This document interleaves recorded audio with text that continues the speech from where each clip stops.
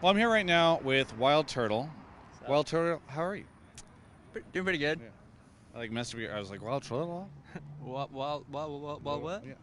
So you're Snapchat now. I just saw that. Yeah, How's I the just started. Snapchat? Yeah, it's been pretty good. I'm Yeah. just trying to interact with my fans a little Yeah. bit more, so using a lot more Snapchat. Fan engagement. Fan engagement. Yeah. Yeah. Did you wake up one morning and you're like, you know what? I just really need to work on my engagement with the fans, the Immortals fans. Yeah, I kind of worked out like that. Did you see that race car go by? I did. Yeah. You should engage with that guy. I should. Yeah. Maybe I should follow my Snapchat. Yeah. Yeah. Yeah. You should follow your Snapchat. All right, so you're doing that. You got the Snapchat thing going.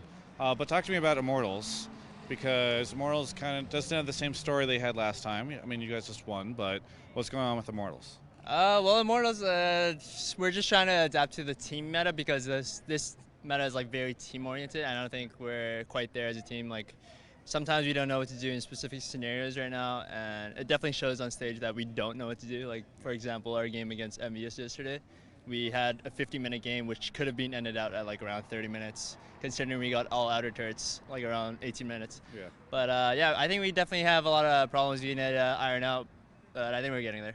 Do you think that's what was happening last split? Is that everybody would just like win lane and then win the game, and you just can't do that anymore?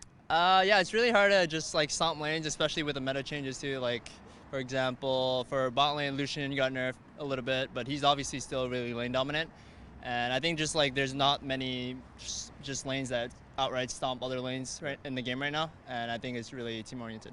Now, whenever that happens and like the meta shifts away from like your team strengths, does that make you salty, or are you just sort of like whatever? Well, you just have to adapt. It's Riot's game, and you gotta try to adapt to Riot's game. I mean, I know that's what everybody says, but at the end, do you actually feel that way, or are you just like, is it still frustrating? It definitely used to frustrate me a little bit before when Triforce gets nerfed. I get really sad because I like playing Ezreal and Corki. And yeah, right now I just have to. I kind of got over it, and I always try to learn the meta as it goes. Yeah. How do you feel about the 80 carries that you're playing now? Well, my favorite one is to play Ashe, but I can't always play her in every situation. So I don't know. I personally like it. Okay. What do you think of this whole best of three situation? I'm doing check-in like throughout the split to see how people feel, but how do you feel? I definitely like it. It's way more competitive, but sometimes it sucks when you win the game and you're like, holy crap, that was an intense game, and then you Yeah. still have to play another one. So Yeah. It's kind of exhausting. yeah, it's really exhausting. Yeah. What do you think of Apex? Apex. Are we playing them next week? Yeah. I don't know if you're playing them next week, Okay, but well, yeah. I'm interested because I feel like they're doing pretty okay. Nobody's really talking about them right now. Yeah, I think Apex has been pretty good. Like they have a lot of issues with playing with top jungle right now, and definitely shows in their game because they're putting a lot of resources on top, but it doesn't seem like their top lane is getting a huge lead and getting away with that. And yeah, I know Apex is kind of like a wild card right now. They could be really good sometimes, and they could also be really bad sometimes. Okay. And do you think that's because like they just don't have that team synergy there yet, or? Yeah, it's definitely team synergy. I think our team synergy is really weird too right now. So yeah, everyone's working on team synergy right now, and it looks like TSM has their together. Yeah. Yeah. Is that what it is? Like TSM's the only team right now that has their team synergy? Well, it definitely looks like it. Okay. What about CLG? Well, I haven't really followed CLG's games too much, and I'm just waiting to play them. So we'll see after we play them. Okay. Very, very good. How's things going back at the Immortals house? Yeah, we're basically the same as last day, except we're trying a lot more things in practice. Like we're not always playing one comp anymore. We're trying like several stuff. Yeah, that's the only difference.